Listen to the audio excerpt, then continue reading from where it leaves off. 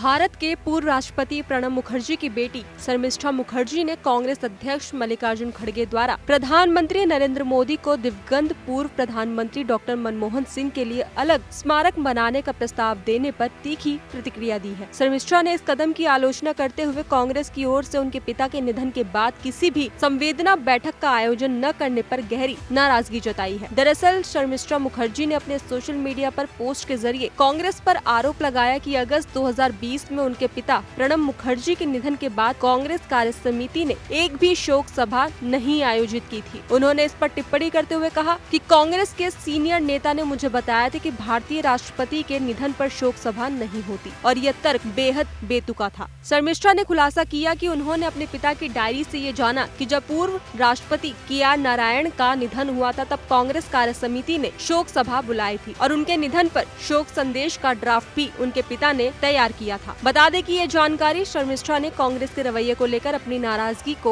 और भी स्पष्ट किया है। इसी के आगे शर्मिष्ठा मुखर्जी ने कांग्रेस की अंदरूनी राजनीति पर सवाल उठाते ये भी याद दिलाया कि 2004 में जब पूर्व प्रधानमंत्री PV नरसिम्हा राव का निधन हुआ था तो कांग्रेस ने उनके लिए कोई स्मारक बनाने का फैसला नहीं लिया था। इसके अलावा उन्होंने ये भी बताया कि पार्टी ने उनके अंतिम संस्कार के लिए दिल्ली में किसी प्रकार की विशेष व्यवस्था की भी इच्छा नहीं जताई थी। शर्मिष्ठा ने बीजेपी नेता CR केसवण के एक पोस्ट का हवाला देते हुए बताया कि कैसे कांग्रेस ने गांधी परिवार के सदस्य न होने के कारण पार्टी के अन्य वरिष्ठ नेताओं की अनदेखी की थी। बता दें कि कांग्रेस अध्यक्ष मल्लिकार्जुन खड़गे द्वारा प्रधानमंत्री नरेंद्र मोदी को डॉक्टर मनमोहन सिंह के लिए एक अलग स्मारक बनाने का प्रस्ताव दिया गया था। इस प्रस्ताव में कहा गया कि डॉक्टर मनमोहन सिंह के प्रधानमंत्री रहते हुए देश में कई महत्वपूर्ण आर्थिक सुधार किए गए और उनके नेतृत्व क्षमता ने भारत को वैश्विक मंच पर एक नई पहचान दिलाई। इस प्रस्ताव को लेकर शर्मिष्ठा मुखर्जी ने कांग्रेस के वर्तमान नेतृत्व पर तंज कसते हुए कहा कि जब उनके पिता के निधन के बाद पार्टी ने कोई शोक सभा तक नहीं आयोजित की थी तो इस प्रकार के प्रस्ताव का कोई मतलब नहीं है।